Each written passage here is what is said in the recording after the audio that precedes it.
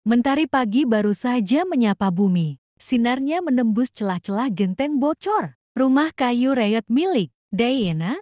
Udara pagi di kampung kecil itu masih sejuk, ditemani suara ayam berkokok dan aroma tanah basah setelah hujan semalam. Diana, seorang gadis berusia 22 tahun, bangun lebih awal seperti biasa. Rambutnya dikuncir sederhana, wajahnya polos tanpa riasan. Tapi senyumnya selalu tulus meski hidup tak pernah berpihak padanya. Rumah Diana hanya terdiri dari 2 ruangan. Satu untuk tidur bersama ibunya yang sakit-sakitan. Dan satu lagi dapur kecil yang juga jadi ruang makan, sekaligus tempat menyetrika pakaian. Sehari-hari, Diana bekerja sebagai buruh cuci di rumah-rumah warga di kota. Kadang ia juga berjualan gorengan di depan rumah saat tidak ada pekerjaan. Bangun, Bu. Aku buatkan teh hangat dulu. Ya, ucap Diana lembut sambil menyelimuti ibunya. Terima kasih, Nak. Hati-hati nanti di jalan, jawab ibunya dengan suara serak, diiringi batu kecil. Diana tahu, uang yang ia hasilkan nyaris tidak cukup untuk kebutuhan sehari-hari, apalagi untuk biaya obat ibunya. Tapi ia tidak pernah mengeluh. Baginya, melihat sang ibu tersenyum adalah kebahagiaan yang paling berharga. Pagi itu, setelah memastikan ibunya sarapan dan minum obat, Diana mengayuh sepeda tuanya menuju rumah majikannya di kota. Jalan berbatu, genangan air, dan kendaraan besar yang lalu lalang tidak membuatnya gentar. Ia sudah terbiasa dengan semua itu. Di tengah perjalanan, Diana melihat seorang pemuda duduk di bawah pohon besar di pinggir jalan. Pakaiannya kumal, rambutnya berantakan, dan ia tampak kelaparan. Banyak orang berlalu lalang tanpa menoleh padanya, menganggapnya seperti angin lalu. Namun langkah Diana terhenti. Ia memandang pemuda itu lekat-lekat. Ada sesuatu dalam tatapannya kehilangan dan kelelahan yang tidak bisa disembunyikan. Tanpa pikir panjang, Diana membuka kantong plastik kecil berisi bekal yang ia siapkan untuk makan siangnya sendiri. Ia mendekat, lalu mengulurkan makanan itu. Makanlah, kamu kelihatan sangat lapar, ucapnya pelan. Pemuda itu memandang Diana, terkejut, seolah tak percaya masih ada orang seperti dia di dunia ini. Diana hanya tersenyum, tidak tahu bahwa pertemuan sederhana itu akan mengubah hidupnya selamanya. Matahari mulai meninggi ketika Diana tiba di rumah majikannya. Pikirannya masih terbayang-bayang pada pemuda lusuh yang ia temui di jalan tadi. Ia berharap makanan yang ia berikan cukup untuk mengganjal perut pria itu. Meskipun berarti ia sendiri harus menahan lapar sampai sore. Seperti biasa, Diana mengerjakan pekerjaannya dengan cekatan menyapu halaman, mencuci pakaian, dan membersihkan dapur. Tapi hari itu,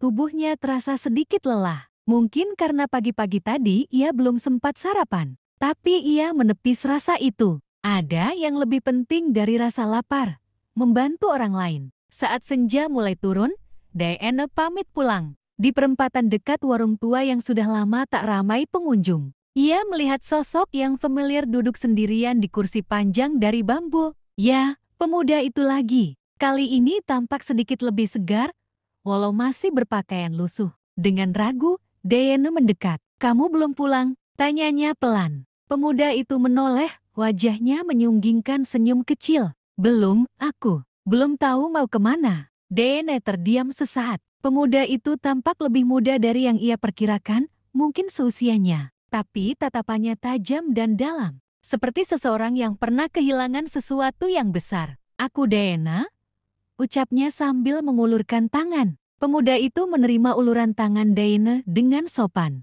"Aku Arga.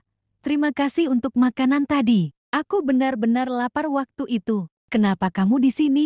Nggak punya keluarga?" Arga menunduk. "Ada, tapi untuk sementara ini aku ingin menjauh. Belajar hidup seperti orang biasa." Diana mengernyit. Jawaban itu aneh, tapi ia tidak mendesak. "Aku cuma anak tukang cuci. Rumahku sempit.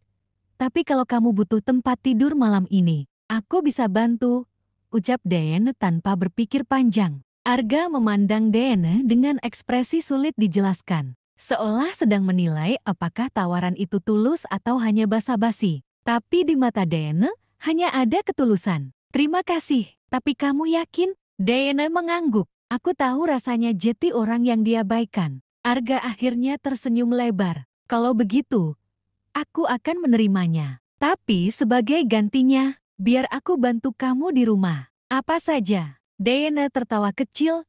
Deal. Mereka pun berjalan bersama menuju rumah kecil Diana, disinari cahaya senja. Dua jiwa dari dunia berbeda, berjalan beriringan di jalan setapak kampung dan tanpa mereka sadari. Itu adalah langkah awal dari kisah yang akan mengubah segalanya. Malam pertama Arga di rumah Den terasa begitu asing baginya, namun entah mengapa juga menenangkan. Tidak ada gemerlap lampu kristal atau aroma harum dari lilin. Aroma terapi seperti yang biasa ia nikmati di rumah aslinya yang jauh lebih mewah dari rumah ini. Di sini hanya ada satu bohlam temaram, suara jangkrik, dan aroma dapur kayu yang masih tersisa dari masakan sore tadi. Tapi justru itu yang membuat Arga merasa hidup. Diana menggelar tikar bekas di lantai ruang depan untuknya. Maaf ya, tempatnya seadanya. Aku tidur sama ibu di kamar, ujarnya pelan. Arga mengangguk. Sudah lebih dari cukup. Terima kasih, Diana. Diana hanya tersenyum, lalu masuk ke kamar. Sementara itu, Arga menatap langit-langit rumah yang lapuk. Untuk pertama kalinya dalam hidup, ia merasa tenang tanpa sandaran uang atau fasilitas. Semua ini terasa nyata. Keesokan paginya, sebelum matahari terbit, Diana sudah bangun. Ia seperti biasa menyiapkan teh manis dan bubur untuk ibunya. Lalu segera ke dapur untuk menanak nasi. Arga terbangun oleh suara kayu yang beradu. Kamu sudah bangun? Tanya Diana saat melihat Arga keluar dari ruang depan sambil mengucek mata. Belum sepenuhnya, Arga menjawab sambil tertawa kecil. Tapi, boleh aku bantu sesuatu? Diana tampak heran. Kamu bisa bantu masak? Arga terkekeh. Jangan berharap banyak, tapi aku bisa bantu nyapu atau ambilin air. Sambil tertawa, Diana memberinya sapu lidi. Kalau begitu, kamu resmi jadi asistenku hari ini. Mereka menghabiskan pagi bersama-sama. Arga membersihkan halaman, menimba air dari sumur, bahkan membantu menjemur pakaian. Meski tampak canggung di awal, Arga melakukannya dengan serius. Tangan yang dulu hanya menyentuh setir, mobil mewah atau pena mahal kini memegang ember, gayung, dan kain kotor. Sementara itu, Ibu Diana mulai memperhatikan pemuda itu dari balik tirai kamarnya. Dia temanmu, nak? Tanya sang ibu kemudian saat Arga pergi mencuci kaki di luar. Iya, Bu. Namanya Arga. Dia sedang kesulitan. Aku cuma bantu sebisa mungkin, jawab Diana sambil merapikan bantal ibunya. Ibu Diana tersenyum. Kamu memang anak baik. Tuhan pasti kasih jalan terbaik buat kamu. Mendengar itu, Diana hanya bisa tersenyum kecil. Ia tidak pernah berharap balasan dari kebaikannya. Tapi entah kenapa, kehadiran Arga membawa rasa yang berbeda. Seperti ada sesuatu yang baru, sesuatu yang diam-diam tumbuh di hatinya. Hari-hari pun berlalu, dan Arga mulai terbiasa dengan kehidupan sederhana. Diana, ia ikut membantunya berjualan gorengan di sore hari, mengantar cucian ke rumah pelanggan, bahkan menemani Diana ke pasar. Namun di balik semua itu, Diana belum tahu siapa Arga sebenarnya. Dan Arga pun mulai gelisah. Ia sadar setiap kebaikan Diana mengikat hatinya semakin dalam. Tapi, bagaimana kalau semua ini hanya ilusi yang akan runtuh ketika rahasianya terbongkar? Satu hal yang pasti, Arga kini tahu. Di balik tangan yang kasar, karena kerja keras dan senyum yang sederhana, Diana menyimpan hati yang luar biasa tulus. Dan itu jauh lebih berharga dari semua kekayaan yang pernah ia miliki. Hari-hari berlalu seperti angin musim kemarau panas, tapi tetap dinanti. Sejak tinggal di rumah kecil itu, Arga perlahan menjadi bagian dari kehidupan Diana dan ibunya. Tidak ada janji atau ikatan yang mereka ucapkan, tapi ada rasa nyaman yang tak perlu dijelaskan. Arga mulai hafal rutinitas Diana. Bangun sebelum fajar, membuatkan teh dan bubur untuk ibunya, lalu menyiapkan dagangan atau berangkat ke rumah-rumah untuk mencuci. Meski hidupnya serba pas-pasan, Diana tidak pernah mengeluh. Dia bekerja dengan semangat, tertawa dengan tulus, dan membantu tanpa pamrih. Dan Arga mulai merasakan sesuatu yang selama ini hilang dari hidupnya, makna. Aku nggak nyangka, ternyata hidup seperti ini. Justru bikin aku merasa lebih bebas, ucap Arga suatu sore. Saat mereka berdua duduk di depan rumah sambil menunggu gorengan matang. Bebas dari apa? Tanya Diana sambil terus membalik gorengan di wajan kecilnya. Arga menatap langit yang mulai memerah. Dari semua topeng, dari tekanan, dari orang-orang yang cuma melihat aku karena uang, bukan karena aku. Diana diam sesaat, lalu menoleh sambil tersenyum. Mungkin itu sebabnya Tuhan bawa kamu ke sini. Arga hanya tersenyum kecil. Ia tak pernah mengira, jauh dari dunia gemerlap dan fasilitas mewah, ia bisa menemukan seseorang yang begitu tulus dan kuat. Suatu hari, saat Diane sedang menyetrika pakaian pelanggan, Arga datang membawa sesuatu di tangannya, 2 gelas plastik berisi es teh. Wah, mewah banget hari ini, kata Diane geli. Ya harus dong, asisten terbaik harus diberi bonus, jawab Arga sambil duduk di lantai mengamati Diane bekerja. Arga, Diane mendadak terdiam, memandang pemuda itu. Kenapa kamu benar-benar mau bantu aku? Padahal aku ini bukan siapa-siapa. Arga menatap matanya, lalu berkata dengan tenang. Justru karena kamu bukan siapa-siapa, kamu tidak berpura-pura, kamu tidak menilai aku dari tampilan, kamu menolongku tanpa tanya, itu lebih dari cukup buatku. Hati Diana bergetar mendengar kalimat itu, tapi ia cepat-cepat mengalihkan pandangannya. Ia tidak boleh berharap apa-apa. Pemuda seperti Arga, sebaik apapun, pasti akan pergi juga suatu hari nanti. Begitulah hidup mengajarkannya selama ini. Tapi yang tidak Diana tahu, Arga sedang menahan perasaan yang semakin hari semakin sulit dikendalikan. Ia jatuh cinta, bukan hanya pada senyum Diana atau tatapannya yang lembut, tapi pada cara hidupnya, keteguhannya, dan hati emas yang ia miliki meski dunia tidak pernah memberinya kemewahan. Di malam yang sejuk, ketika langit dipenuhi bintang dan suara jangkrik mengalun lembut, Arga duduk sendiri di depan rumah, memandangi bulan. Aku harus bilang jujur suatu hari nanti, bisiknya pelan. Tapi kalau aku bilang siapa aku sebenarnya, apakah dia akan membenciku? Sementara itu, dari balik jendela, Diane juga sedang memandangi Arga. Ia belum tahu bahwa lelaki yang duduk di bawah cahaya bulan itu menyimpan rahasia besar, rahasia yang akan mengubah segalanya. Pagi itu, suasana rumah Diane sedikit berbeda. Arga tampak gelisah sejak bangun tidur. Tatapannya kosong, dan ia beberapa kali memandang ponselnya yang selama ini selalu ia sembunyikan dalam tas usangnya. Ponsel mahal yang tak cocok dengan penampilannya yang lusuh. Diana memperhatikan dari kejauhan. Ia tahu ada sesuatu yang tidak Arga ceritakan. Tapi ia memilih diam, seperti biasa. Ia percaya bahwa setiap orang punya luka dan masa lalu yang belum tentu siap dibagikan. Namun pagi itu, rahasia yang selama ini Arga sembunyikan mulai meretakan dinding kepercayaan. Saat sedang mencuci di halaman, Diana melihat 2 orang laki-laki berdasi berdiri di depan gang menuju rumahnya. Mereka tampak rapi dan mencolok di antara warga kampung.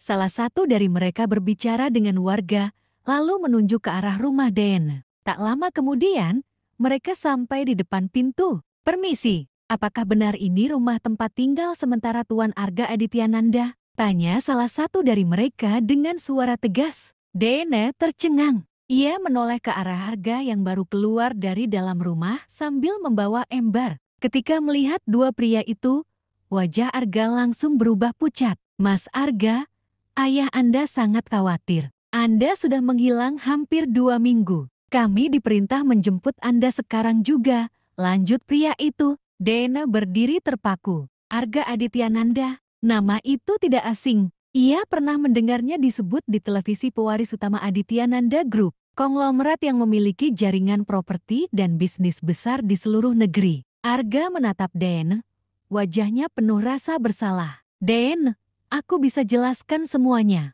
Diana menahan napas, dadanya sesak. Jeti, selama ini kamu bohong, kamu pura-pura jadi orang susah. Arga mencoba mendekat, tapi Diana mundur selangkah. Kenapa, Arga? Kenapa kamu tidak bilang dari awal? Arga menunduk, karena aku ingin tahu seperti apa rasanya jadi orang biasa. Aku muak dengan dunia yang hanya mengenal aku karena uang, Dan karena aku ingin tahu siapa yang benar-benar peduli padaku, bukan pada kekayaanku. Air mata Diana mengalir tanpa bisa ditahan. Ia merasa dipermainkan, merasa seperti orang bodoh yang membuka pintu hati dan rumahnya untuk seseorang yang ternyata berpura-pura. Aku nggak pura-pura soal perasaanku, Diane. Ucap Arga dengan suara bergetar. Apapun yang kamu pikirkan sekarang, ketahuilah satu hal, aku jatuh cinta padamu. Bukan karena kamu baik padaku saat aku kaya, tapi karena kamu tetap baik. Bahkan saat kamu mengira aku tidak punya apa-apa. Diane terdiam. Kata-kata itu menembus pertahanan hatinya. Tapi luka karena kebohongan itu tak mudah hilang. Aku butuh waktu, katanya pelan, lalu masuk ke dalam rumah sambil menahan tangis. Arga hanya bisa berdiri di sana, membiarkan dirinya dibawa oleh dua pria itu menuju mobil hitam mengkilap yang terparkir di ujung gang. Ia pergi, tapi meninggalkan hatinya di rumah. Reyot itu bersama gadis yang pertama kali melihat dirinya sebagai manusia, bukan pewaris harta. Sudah hampir 2 minggu sejak kepergian Arga, dan suasana rumah kecil itu kembali sepi. Meski Diane tetap menjalani hidup seperti biasa, mencuci, memasak, menjual gorengan, hatinya tak benar-benar tenang. Ada kekosongan yang tak bisa diisi, seperti halaman kosong di tengah buku harian. Ia mencoba melupakan Arga. Ia berusaha meyakinkan dirinya bahwa semuanya hanya hayalan singkat, bahwa laki-laki seperti Arga tak pernah benar-benar bisa ada dalam dunia seperti miliknya. Tapi setiap kali ia melihat tikar tempat Arga tidur, atau sapu yang dulu dipakai Arga membersihkan halaman, hatinya kembali menghangat. Lalu perih, suatu sore, ketika matahari hampir tenggelam, Diane dikejutkan oleh suara motor berhenti di depan rumah. Seorang kurir mengenakan seragam rapi berdiri di luar pagar. "Permisi, dengan Mbak Diana?" tanyanya sopan. "Iya, saya sendiri. Saya diminta mengantarkan ini," ucapnya sambil menyerahkan sebuah amplop bersegel mewah berwarna emas. Di sudutnya tertulis nama, Arga Edityananda. Tangan Diane gemetar saat membukanya. "Kepada Diane yang baik, aku tahu, aku sudah membuatmu kecewa dan merasa dibohongi. Tapi izinkan aku menebusnya. Hari Sabtu ini, aku mengundangmu ke sebuah acara kecil di Hotel Lazuardi. Jam 7 malam. Tidak ada paksaan. Tapi jika kamu datang, aku akan sangat bersyukur." Dengan segala hormat dan rasa yang tak bisa kutulis habis, Arga. Sabtu malam tiba, dan Diane masih ragu untuk berangkat. Ia mengenakan gaun pinjaman dari tetangganya, sederhana tapi bersih dan cantik. Rambutnya ia sanggul dengan rapi, dan wajahnya hanya dipoles bedak tipis. Ia berdiri lama di depan cermin, lalu menarik napas panjang. Ia tidak tahu apa yang menantinya. Tapi ia harus tahu, apakah Arga sungguh-sungguh. Sesampainya di Hotel Lazuardi, sebuah bangunan tinggi dan mewah yang belum pernah ia masuki sebelumnya, ia nyaris mundur. Tapi petugas keamanan menghampirinya dengan sopan. "Mbak Diana, silakan ikut saya. Tuan Arga sudah menunggu." Diana melangkah dengan jantung berdegup keras. Ia dibawa ke sebuah ballroom yang luas namun dihias dengan sederhana. Di tengah ruangan, Arga berdiri, tampan dengan setelan jas abu lembut. Tersenyum begitu melihatnya. Para tamu undangan yang hadir semuanya berpakaian mewah. Namun saat Diana masuk, semua mata tertuju padanya. Bukan karena gaunnya yang mewah, tapi karena ekspresi Arga, tatapan penuh rasa dan kekaguman yang tak bisa disembunyikan. Arga melangkah mendekat. Musik pelan mulai mengalun. Ia berhenti di hadapan Diane, lalu menunduk pelan. "Terima kasih sudah datang," katanya. Diane masih terdiam, menahan napas. "Aku ingin kamu tahu, malam ini bukan sekadar pesta ulang tahunku, tapi malam ini juga aku ingin menyampaikan sesuatu yang sudah lama ingin aku ucapkan." Arga kemudian meraih kotak kecil dari sakunya, lalu perlahan berlutut di hadapan Diane. Diane terkejut. Seluruh ruangan hening. "Diane, kamu adalah perempuan paling kuat dan paling tulus yang pernah aku temui. Aku jatuh cinta padamu bukan karena kamu menolongku,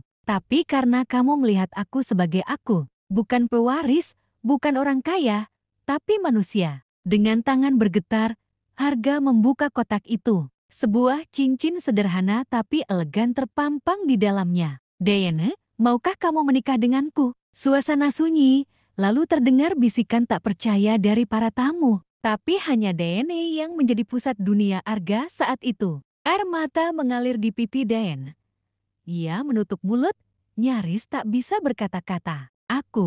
Aku nggak pantas untukmu, Arga, bisiknya. Tapi bagiku, kamu satu-satunya yang pantas. Daena menatap mata Arga yang jujur dan penuh harap. Lalu, perlahan, ia mengangguk sambil tersenyum. Iya, aku mau. Riuh tepuk tangan meledak di seluruh ruangan. Namun hanya pelukan hangat Arga yang terasa nyata bagi Daena.